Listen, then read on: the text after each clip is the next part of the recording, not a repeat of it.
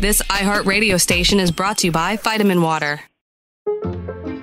Well, we got a minute. I'm gonna buy that truck I've been wanting. Wait, don't you need like weeks to shop for a car? I don't. Carvana makes it super convenient to find exactly what I want. Hold up. You're buying a car on your phone?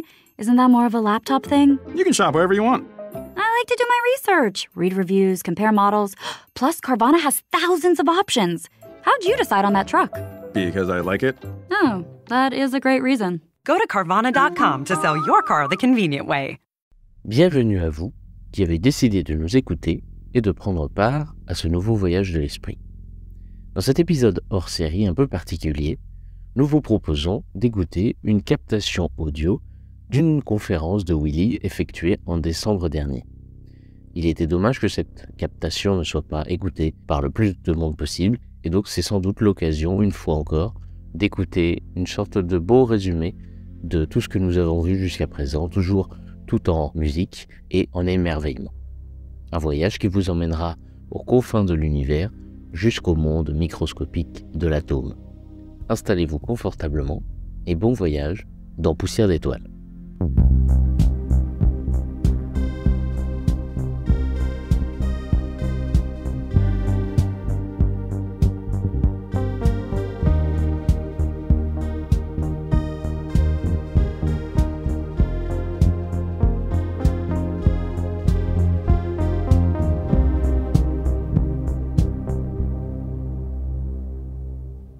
Alors, vous êtes invité cordialement à m'accompagner à faire un voyage.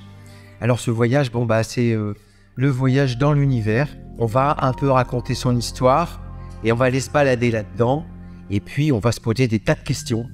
Et puis, on n'aura pas de réponse, mais on s'en fout de la réponse. C'est juste se poser des questions, être provoqué, que dans notre tête, il se passe des trucs et qu'on se dise « Waouh, c'est quoi cette histoire ?» Enfin bon, bref. Donc voilà, je vous propose l'histoire de l'univers, son élégance, sa beauté, vous allez voir, son harmonie, et ses drames et ses tragédies, enfin bref, la vraie histoire. Et ça commence par « il était une fois », mais non, il était peut-être plusieurs fois. Et la fin, on la connaît pas, mais on a des idées. Donc voilà, ce que je vous propose, à partir de 5 tableaux, on va aller se balader là-dedans, et on va réfléchir, et on va se poser des questions. Et le but, c'est que vous trouviez un certain étonnement et puis aussi un échappatoire à un quotidien classique. Posez-vous la question, combien de secondes par jour regardez-vous le ciel? À part pour regarder s'il pleut ou pas, on le regarde jamais. On va essayer de le regarder, mais cette fois avec les yeux fermés. C'est parfait pour regarder. Le premier tableau, il s'intitule « Pourquoi y a-t-il quelque chose plutôt que rien ?» Phrase un peu débile, mais profondément importante. Parce que quelque part, on est là, on est dans notre corps, on vit, on meurt autour de nous, il se passe des tas de trucs et tout. Mais bon, on se pose la question, mais qu'est-ce que je fais là-dedans? Quelle est ma place? Donc pourquoi y a-t-il quelque chose plutôt que rien? Ça a été posé par Leibniz, un philosophe qui était en même temps mathématicien, physicien. À cette époque-là, ils étaient tout, pas comme maintenant spécialisés. Alors évidemment, pourquoi? Je ne vous donnerai pas de réponse. Moi, si vous voulez, je vais m'occuper de la nature, du naturel, de l'observable, de l'expérimentable, du reproductible. Maintenant, si c'est pour le surnaturel, non, je ne m'en occuperai pas. Il y a aussi la métaphysique. La métaphysique, c'est la science de l'indémontrable. Ça non plus. Nous, on va essayer, grâce à la raison, d'essayer de voir c'est quoi tout ça, c'est quoi cette histoire. Bref. Pourquoi donc pas de réponse? Comment? Un peu. Oui, on commence à savoir un peu le comment. Y a-t-il quelque chose plutôt que rien? Alors, on va commencer par rien. Alors, rien, c'est un sacré truc. Alors, on en reparlera dans le troisième tableau, mais dans un premier temps, essayez de réfléchir dans votre tête. Il y a 3 mots qui sont très proches. Il y a le rien, le vide et le néant. Tout ça, il y a 3 mots. S'il y a 3 mots, c'est qu'il y a 3 sens. C'est assez particulier. Ça fait partie de l'infini, du trouble, de l'existence, de la vie, de l'univers. Rien, néant et vide. On en reparlera tout à l'heure, vous allez voir, c'est assez complètement hallucinant. Non, et quelque chose, c'est quoi quelque chose? Bon, quelque chose, c'est tout ce qui nous entoure. C'est-à-dire tout ce qui est observable, tout ce qui est mesurable, tout ce qui est expérimentable. Et bon, il y a plus de 2000 ans, là, on avait peur de tout. On faisait des mythes, des légendes, des dieux, des ceci, des cela. Puis, il y a eu à un moment donné pas mal de gens, des philosophes, surtout en Grèce ou ailleurs aussi, qui ont commencé à dire non, on va un peu laisser tomber, on va essayer d'utiliser une partie de notre cerveau qui s'appelle la raison, c'est-à-dire réfléchir. Et au début, alors il y en a un mec qui s'appelait Empédocle. Lui, il a dit ah tiens, c'est marrant. Eh ben, je pense que il y a l'existant et le non-existant. Fastoche. Bon, l'existant, c'est quoi? Ben, c'est tout ce qui nous entoure, donc. Alors, il pensait à ce moment-là, c'était pas bête, hein. Il pensait que tout était fait des 4 éléments, vous savez, la terre, l'eau, l'air, le feu. Donc, c'était pas mal, l'idée était pas mal, mais bon, pas suffisante. Mais là, le premier paradoxe de la raison, c'était le non-existant. Le non-existant, dès qu'on pense au non-existant, on le fait exister. Donc, c'est un paradoxe. Le non-existant, on est troublé par rapport à ça, nous, parce que avant qu'on naisse, après qu'on soit vivant, il y a un rapport avec cette histoire de non-existant. Bon, bref. Donc, à un moment donné, donc voilà, l'eau, l'air, le feu, tout ça, les 4 éléments. Et puis, il y en a un, Aristote, il a dit, non, il y en a un 5e. Alors, c'est pas Luc Besson, c'est pas, chez Luc Besson, c'est l'amour. C'est pas mal, c'est joli, mais le 5e élément, plutôt, c'est l'éther. E-T-H-E-R, c'est le lieu où tout est. Maintenant, on l'appellerait l'espace-temps. Donc 5 éléments. Il y en a un autre, Démocrite, très sympa, il a dit non, bah oui, pas mal. Mais tout ça, c'est fait de briques fondamentales qui sont insécables. Et en grec, insécable, ça se dit atomus. Donc, déjà, l'idée à ce moment-là de l'atome, c'était vachement étonnant, quoi, mais balèze quand même. Mais bon, on a laissé tomber, et puis on a repris ça 2500 ans plus tard. Donc, nous, on va commencer notre voyage. Imaginez, voilà, vous êtes sur une grande plage, et puis il n'y a pas de lune, il n'y a pas de lumière, rien. Et puis vous regardez le ciel, vous êtes sur le sable, c'est magnifique et tout. Et puis il vous prend l'envie de compter les étoiles. Vous allez en compter 3000. Vous avez des jumelles, vous matez un peu, crac, oh là là, il y en a beaucoup plus. Là on compte plus parce que il y en a des centaines de milliers. Alors, un petit télescope, des millions, oh là.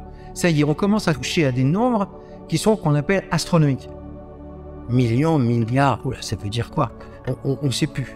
Alors du coup, vous vous penchez, vous ramassez une petite poignée de sable et vous faites tomber ça dans votre autre main et vous dites combien il y a de grains de sable là-dedans? La réponse est waouh, énorme.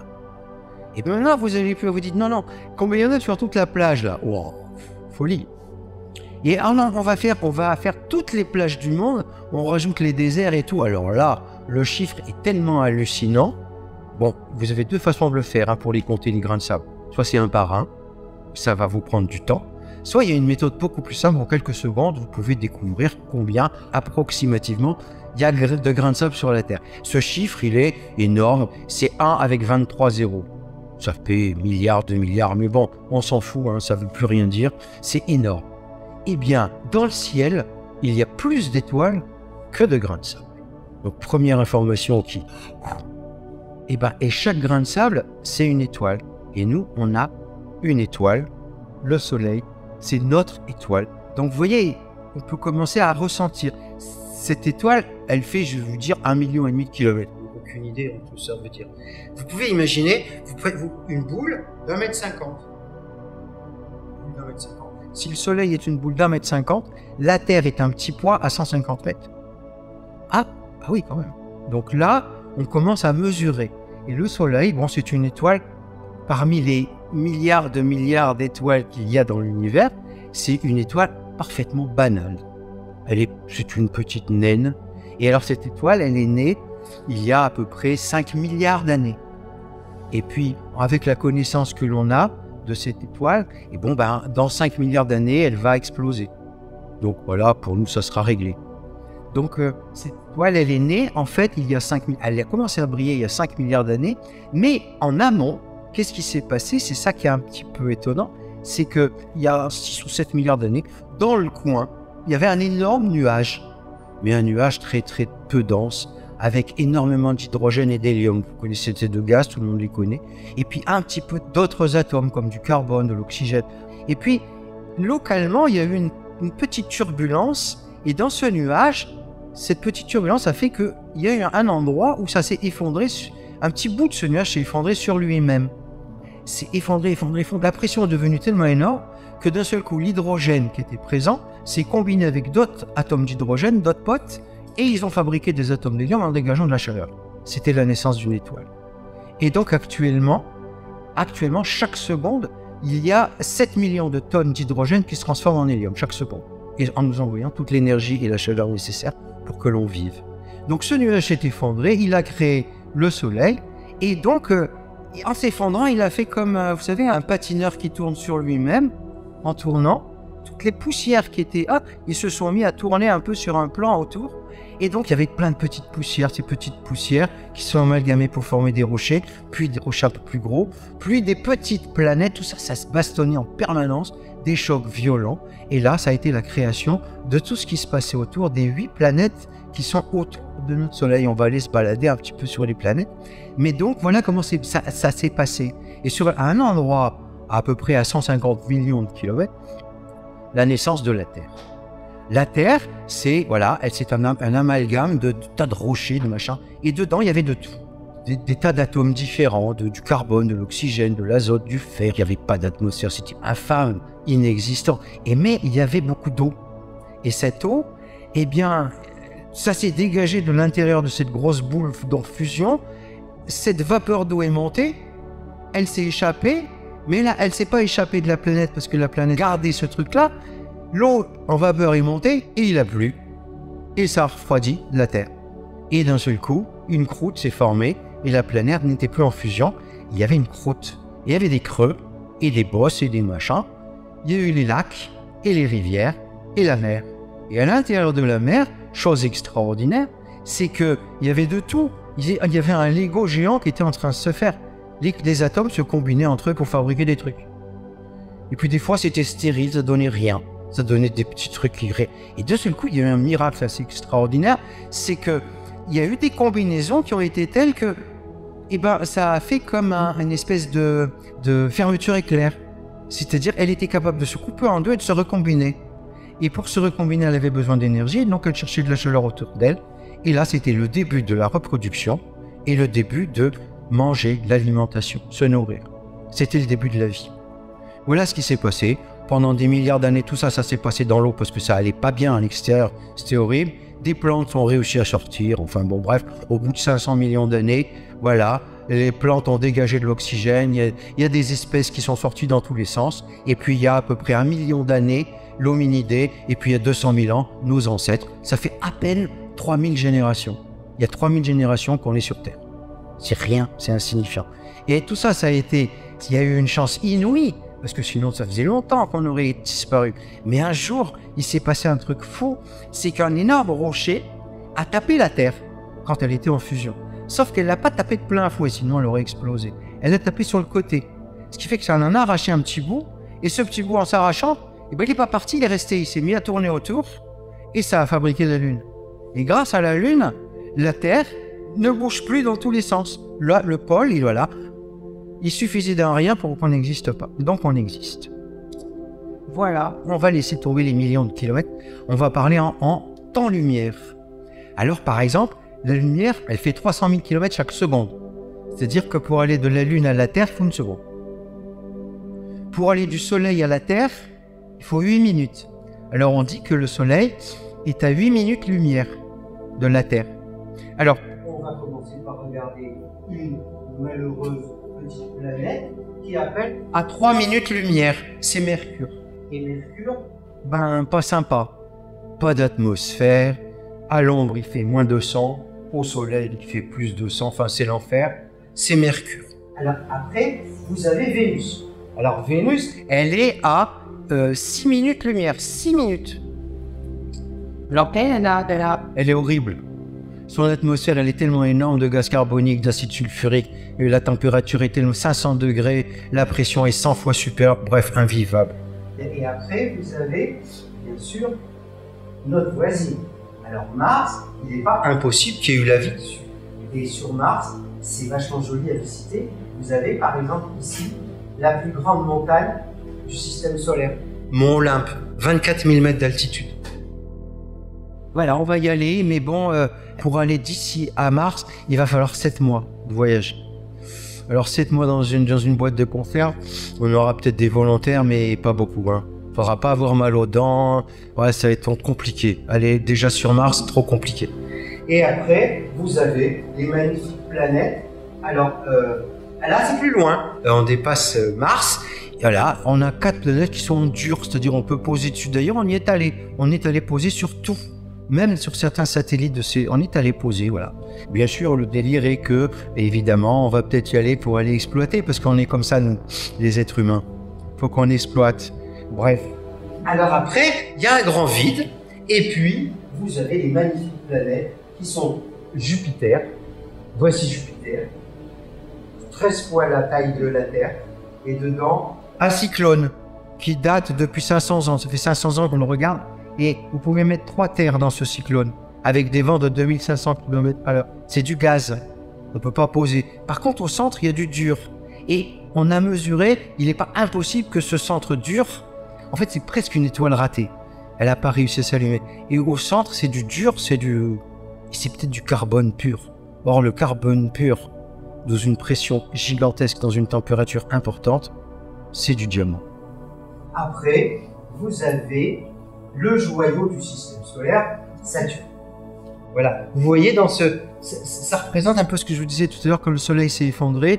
Voilà, ça s'est mis autour, ça a fait un anneau d'accrétion comme ça. Ça, c'est des rochers en général d'eau. Bon, c'est une très grosse planète gazeuse elle aussi. Alors j'ai dit tout à l'heure que Jupiter allait à 15 minutes ou 20 minutes lumière. Puis après, Saturne est à peu près à 40 minutes lumière, 40 minutes, hein. Et puis après, celle d'après, c'est Uranus. On est donc toujours en dizaines de minutes lumière. On n'arrive pas loin de leur lumière avec Neptune. Et puis après, il y a un anneau avec des tas de rochers. Ça s'appelle la ceinture de Kuiper. Elle se situe à peu près à la semaine lumière. Une semaine lumière. Alors c'est un réservoir de comètes. Alors vous savez, ces comètes, c'est des grosses boules de neige. Grosses, une quinzaine de kilomètres, 20 kilomètres, c'est de la neige, c'est de l'eau. Et elle se balade, elle arrive de temps en temps. Et il y en a une qui a fait des dégâts pour les dinosaures, les malheureux. Ils en ont pris une et puis paf, ils ont disparu. Voilà. Donc tout ça pour vous dire que vraiment on est à l'abri de rien, quoi. Je sais pas si vous vous souvenez, peut-être dans les années 70, ouais, ça fait 50 ans, il y a 3 vaisseaux spatiaux. Le premier s'appelle Pioneer, après Voyageur 1 et Voyageur 2. Ils sont allés se balader, ils ont pris des photos de tout ça avec une beauté hallucinante. Bref. Sauf que ces vaisseaux spatiaux, ils vont à peu près à une vingtaine de kilomètres par seconde. C'est-à-dire 40 000, 50 000 km à l'heure. À la vitesse où ils vont, ils sont à peine sortis du système solaire. Et donc, ils vont sortir du système solaire et ils vont aller voir, rappelez-vous, que les grains de sable, là, c'est le soleil. Nous, on est sur un grain de sable. Et juste à côté de notre grain de sable, il y en a un autre. C'est notre voisine. C'est notre étoile voisine. Elle s'appelle Proxima du Centaure. Eh bien, ces vaisseaux spatiaux, ils sont partis dans les années 70 et ils filent à cette vitesse-là vers ces étoiles-là. Ils vont arriver dans 80 000 ans. Donc, on tôle sur notre planète. Donc, en fait, c'est ça l'histoire. Malgré cette idée de tout ça, c'est des grains de sable et notre grain de sable qui est juste à côté, eh bien, il nous faut 80 000 ans pour y aller. En fait, il faut 4 ans à la lumière pour y aller. On dit qu'elle est à 4 années-lumière. Donc, ça donne une idée. Maintenant, philosophiquement, ça pose un problème. Parce que, qu'est-ce que ça veut dire la 4 années-lumière? Ça veut dire que quand je regarde Proxima du Centaure telle qu'elle était il y a 4 ans. C'est-à-dire que je ne connais rien de son présent. Après, il y a d'autres étoiles qui sont à 100 années-lumière. Après, elles sont à 1000 années-lumière. Après, à 10 000 années-lumière. Donc, plus je regarde loin dans le ciel, plus je regarde loin dans le passé. Donc, finalement, regarder le ciel, finalement, c'est quoi? C'est très beau, c'est très poétique. Et en fait, vous êtes en train de regarder des souvenirs. Vous ne regardez que des souvenirs. Puisque la lumière, elle est en train de vous arriver alors qu'elle est partie il y a des centaines, il y a des milliers, voire des millions, voire des milliards d'années. Donc plus on regarde le ciel, plus on regarde le passé. Voilà un petit peu toutes ces informations.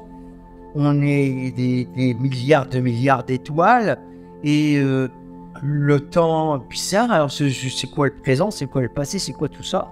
C'est quoi l'existant, c'est quoi le non-existant? Bref, je vous donne des informations très très sympathiques. Quand vous ferez la sieste, vous n'allez pas dormir.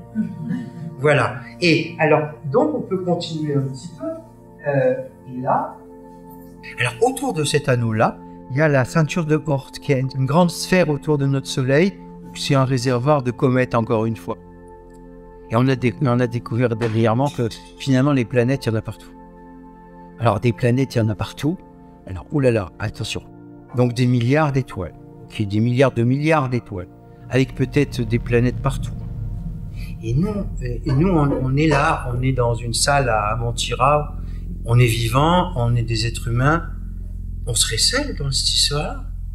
Bon, alors évidemment, la première réaction, ben non, c'est pas possible. C'est tellement énorme que ouais, ça a dû se reproduire des tas de fois.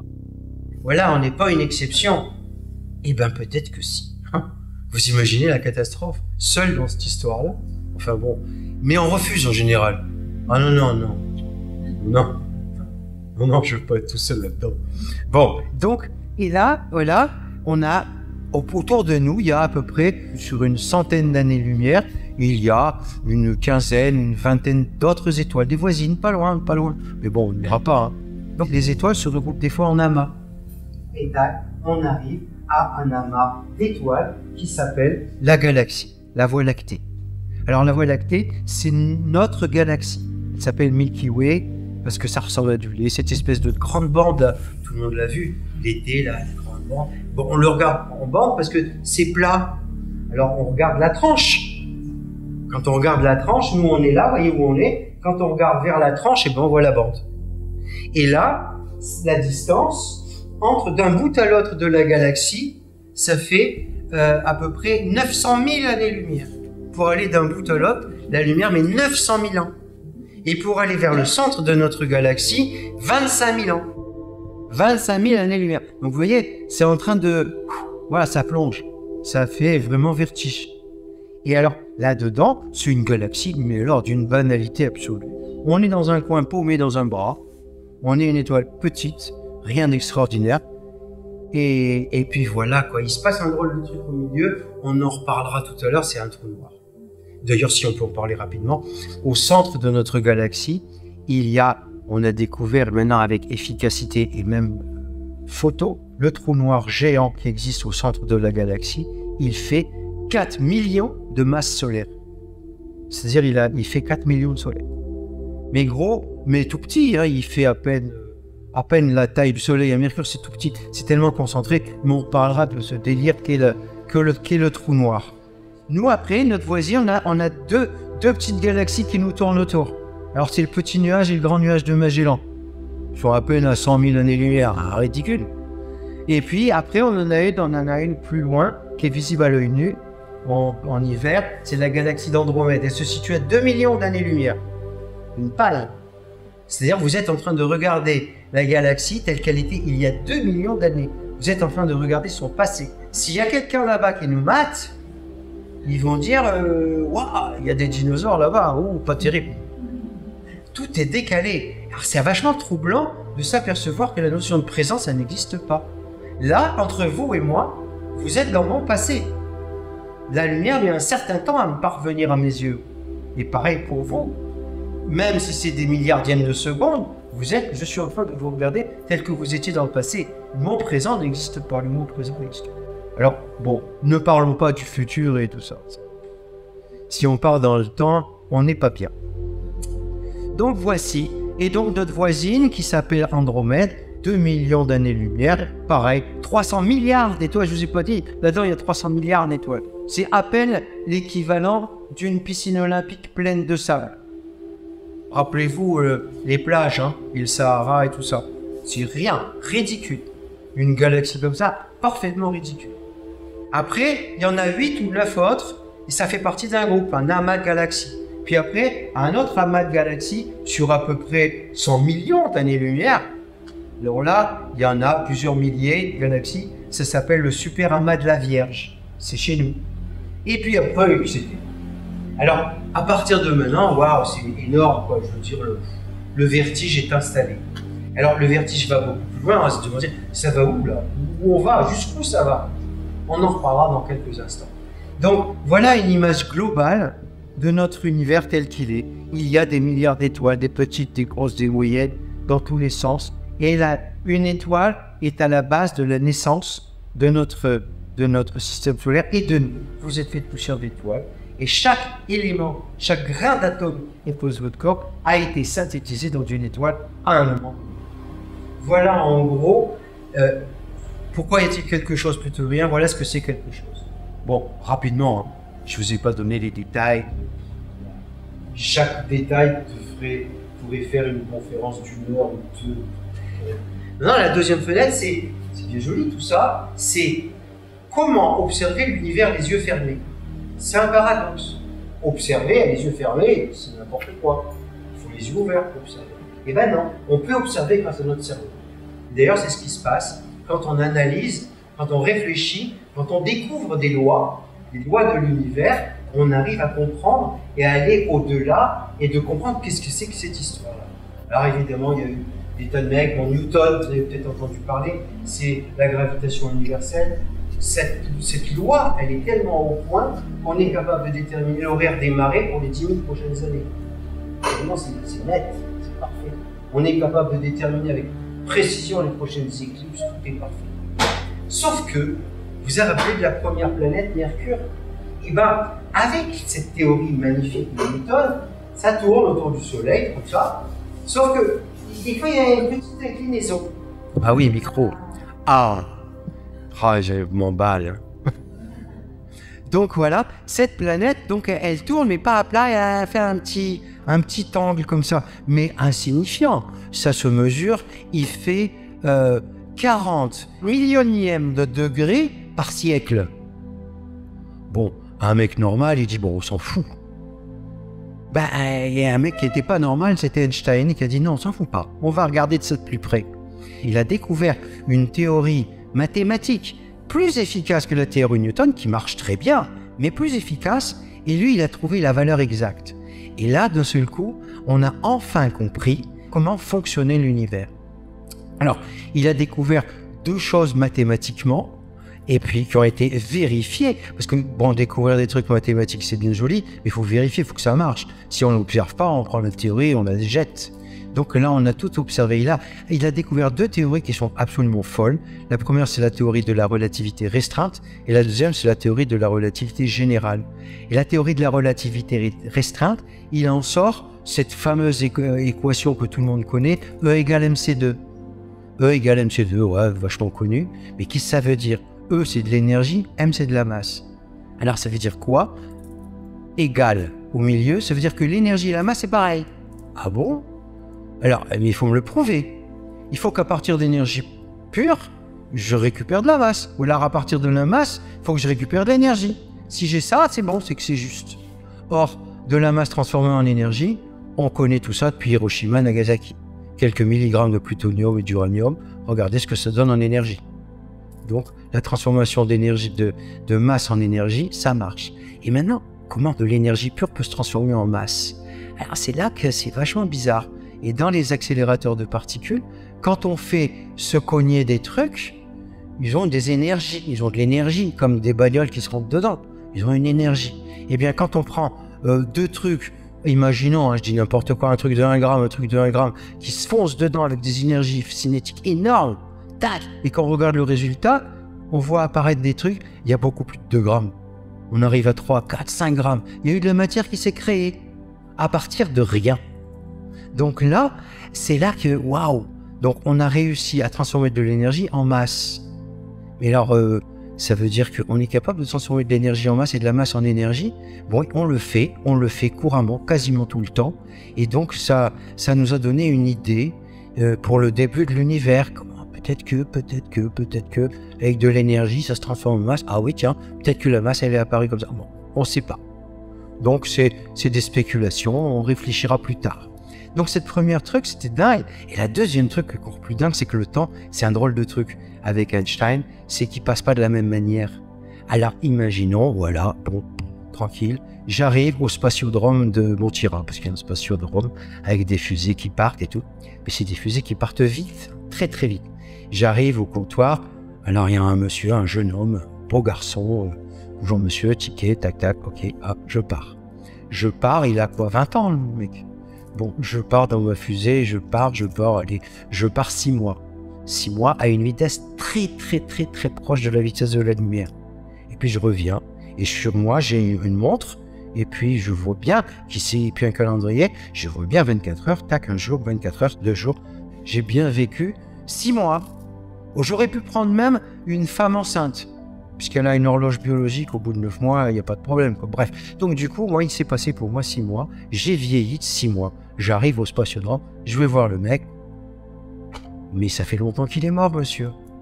Eh bien, le temps est passé beaucoup plus vite pour moi par rapport à lui ou lui par rapport à moi. Ce qui fait que le temps ne passe pas de la même manière pour tout le monde. Nous, à nos échelles, ça va. Il faut aller à des vitesses très très très très grandes pour pouvoir mesurer cette espèce d'effet. Et d'ailleurs, il est facilement mesurable maintenant, parce qu'on a des horloges atomiques qui sont capables de mesurer le temps avec un retard de 1 seconde par milliard d'années. C'est net comme horloge. Hein. Bon, ça sert à rien pour les rendez-vous, mais pour faire des mesures, oui, on a fait ça. Il suffisait de mettre une horloge atomique au sol et une horloge dans un avion, même, on mesurait des différences de... Alors ça, c'était la relativité restreinte. Après, la relativité générale, c'est encore pire. La relativité générale, c'est que finalement, la matière crée l'espace. La matière courbe l'espace. Imaginez, voilà, on se dit, tiens, c'est marrant, au fait, comment ça se fait que la Lune, elle nous tourne autour? On a regardé partout, il n'y a aucune ficelle entre la Lune et la Terre. Donc, il y a un truc qui fait qu'elle nous tourne autour. Quelle est cette force? Quel est ce mystère? Et donc, en fait, Einstein, il a découvert finalement, tout simplement, que, essayez d'imaginer, vous tendez un grand drap, plat, super plat, et puis sur ce drap, vous prenez une petite bille, puis vous la faites rouler. La bille, elle va rouler, tranquille. Imaginez qu'il n'y ait pas de frottement, paf, elle roule, comme un billard. Et imaginez maintenant, sur ce drap, vous prenez une boule de pétanque, puis vous la mettez au milieu. Évidemment, ça fait un creux dans le drap. Vous prenez votre bille, vous la balancez, hop, la bille, elle va être déviée dans cette espèce de creux. Alors, 3 possibilités. Soit elle va vite, elle est déviée, puis elle se bat. Soit elle va à une bonne vitesse, elle rentre dans l'espèce d'entonnoir et elle tourne autour. Elle est en orbite. Soit elle va pas assez vite, elle va tourner, puis pouf, elle va tomber. En fait, la gravitation, c'est la Terre qui a déformé l'espace autour. Alors, déformer l'espace, c'est comme si je prends de l'espace et oui, l'espace est dynamique, on est capable de le tordre. Les étoiles sont capables de le tordre. Les trous noirs sont capables de tordre l'espace de telle manière, c'est complètement dingue. L'espace est, c'est ce qu'il disait Aristote, cette espèce de truc qu'il appelait l'éther, le lieu où tout est. Eh bien cet espace, il est dynamique, on est capable d'en faire ce qu'on veut. Et c'est qui l'a créé cet espace? C'est la matière. La matière crée l'espace autour d'elle, donc le soleil ou la terre, elle déforme l'espace autour d'elle et la lune se met à tourner. Alors donc finalement, voilà, ce qu'on croyait être une force, c'est finalement non, juste une déformation de l'espace. Et quand on arrivera à déformer l'espace suffisamment, on pourra même le trouver pour pouvoir aller d'un point à l'autre de l'univers d'une façon instantanée. Bon là c'est de la science-fiction, mais mathématiquement c'est dans les équations on peut le faire, il n'y a pas de problème. Alors voilà un petit peu tout ça. Mais comment on fait tout ça? Eh ben on observe le ciel les yeux fermés, c'est-à-dire on fait des maths. Et c'est dommage, hélas, que dans les écoles et tout ça, les mathématiques sont utilisées uniquement pour sélectionner. Donc on fabrique des machines, donc ceux qui savent bien faire des maths, ça va être des machines. Alors que les mathématiques, c'est un art, comme la musique, comme la peinture, n'importe quoi, c'est dingue. Voilà un petit peu comment on réfléchit, comment on trouve des lois. Alors, des lois qui sont universelles. Elles sont valables ici, elles sont valables au fin fond de l'univers, etc.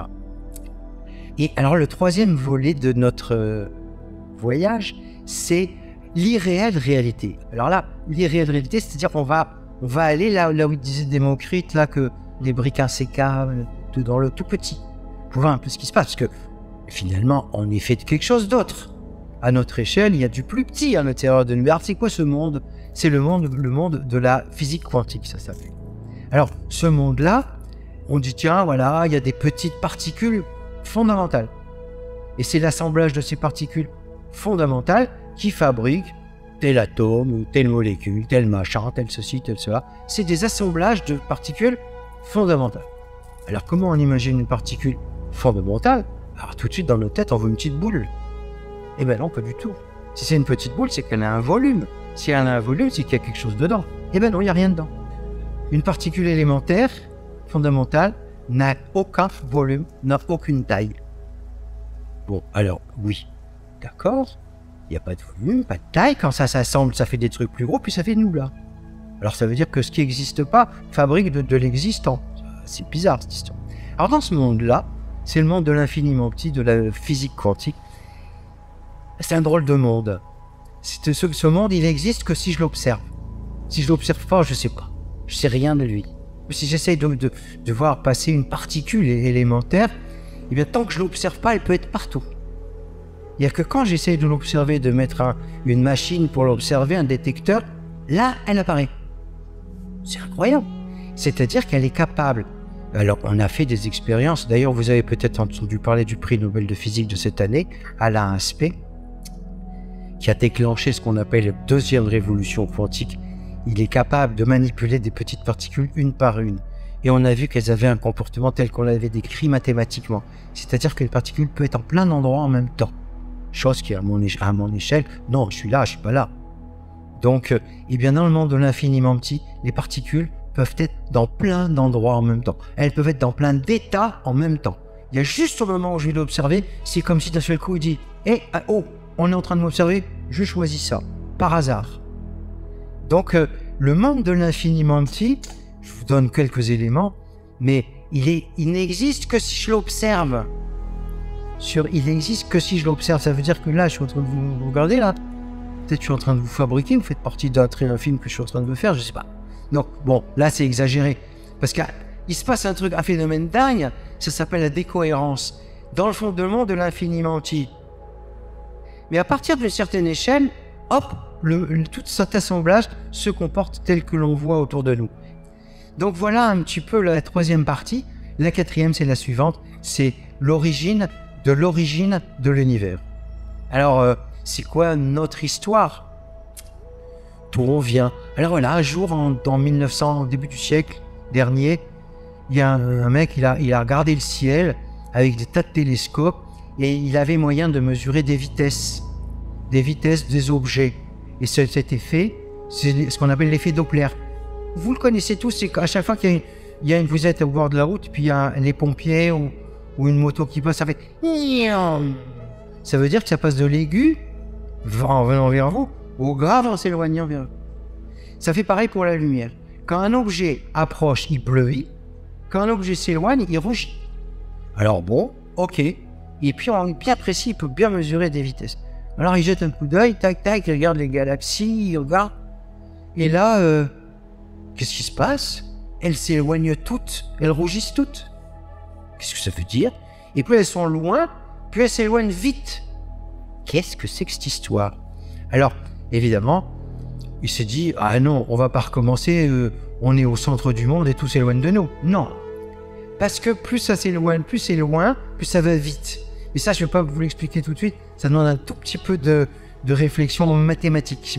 Bref, si tout s'éloigne de tout, c'est qu'avant, c'était plus près.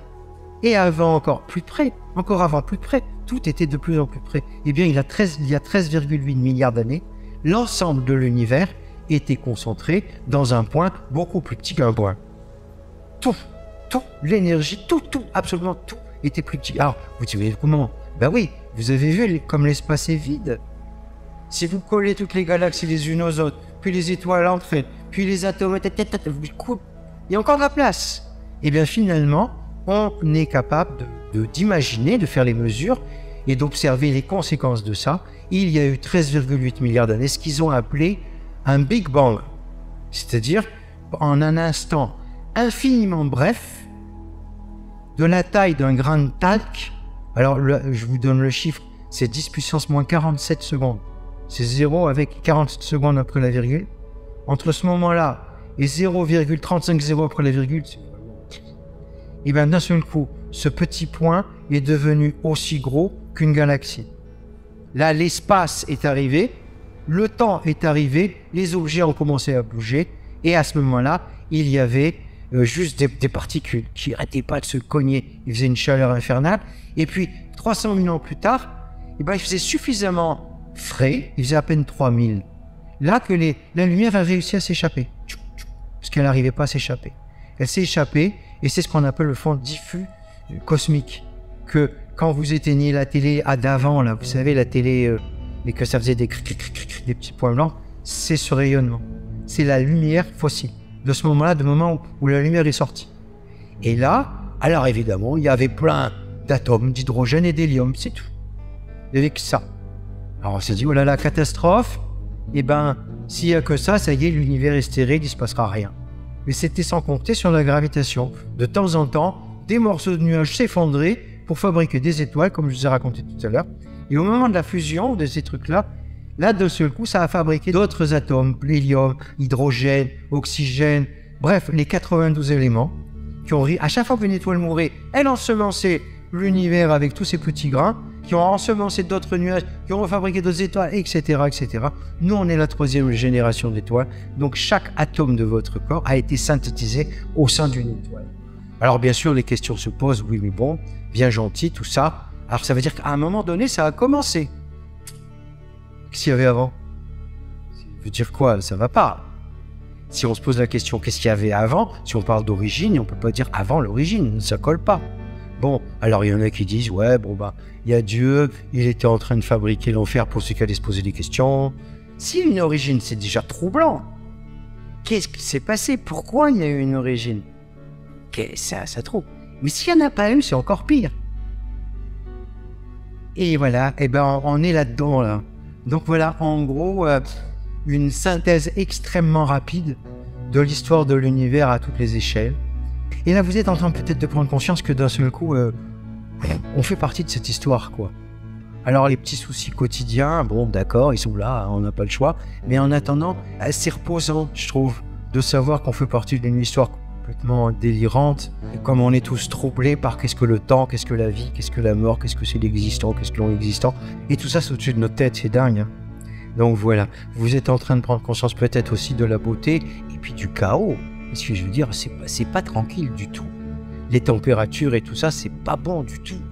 Et là, on a une chance inouïe d'être dans un petit bras paumé, dans une galaxie quelconque, dans un endroit banal. Et grâce à ça, il y a toute une série d'éléments qui ont fait que ça fait 4 milliards d'années que la vie existe sur Terre. C'est peut-être ça le miracle. Parce qu'il y a peut-être des tas d'endroits où la vie peut exister, ces assemblages qui fabriquent des trucs de plus en plus complexes. Mais aussi longtemps, c'est dingue. Bon, maintenant reste à savoir, bien sûr, philosophiquement, on se pose la question, mais bon, pourquoi tout ça? C'est quoi le sens de tout ça? Alors l'optimiste, il dit, bah oui, non, mais l'homme, c'est le but de l'univers. C'est-à-dire, pour l'instant, c'est la chose la plus complexe qu'on connaisse. Les assemblages tellement complexes qu'on a un cerveau, des trucs absolument fous. Bon, on n'est pas toujours très intelligent, mais bon, on avance. Mais on est la chose la plus complexe. Et c'est peut-être ça, il a fallu 13 milliards d'années pour arriver à fabriquer cet assemblage complexe. Bon, alors c'est un peu l'ego quand même, hein. C'est nous les plus beaux quand même, c'est pour nous tout ça. Après, il y en a qui disent non, Darwin il a dit, on est juste un élément dans la chaîne de l'évolution, on est juste un maillon. Bon, peut-être que nous on est un maillon, et puis après il y aura un autre maillon. Il y aura une branche, on va s'améliorer de plus en plus, on va être de mieux en mieux. Et quand j'ai la pêche, je pense à celle-là. Parce que je me dis que chaque génération est toujours mieux que la précédente. Nos enfants sont mieux que nous. Et puis après, des fois, j'ai pas la pêche et je me dis, non, bah, l'homme est tout simplement une erreur dans cette chaîne. Mais bon, ça dure pas. Mais bon, c'est vrai qu'on se pose la question de notre place là-dedans. Quand on sait qu'on peut pas séparer la naissance de l'univers, les étoiles, la mort d'une étoile, la vie d'une étoile, les galaxies, tous ces machins-là, toute cette espèce de lien qui a fabriqué nous, on peut pas s'extraire de cette histoire, mais on est obligé de se poser la question, qu'est-ce que je fais là? Voilà. Oh.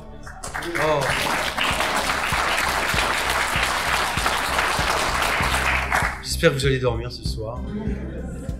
On espère que cet épisode vous a plu. Comme d'habitude, vous pouvez laisser un commentaire, une review ou nous noter sur Spotify et Apple Podcast et les autres plateformes d'écoute bien sûr. Vous pouvez également vous abonner car nous avons remarqué que vous êtes 40% d'entre vous à écouter notre chaîne sans y être abonné. Tout simplement, ça permet un meilleur référencement de notre part et puis aussi pour vous, ça permet de recevoir des notifications pour ne rater aucun épisode. Le prochain épisode, justement, arrive bientôt où nous reviendrons enfin sur la recherche de la vie dans l'univers et notamment de la détection des exoplanètes. Alors à bientôt pour un prochain épisode de Poussière d'étoiles.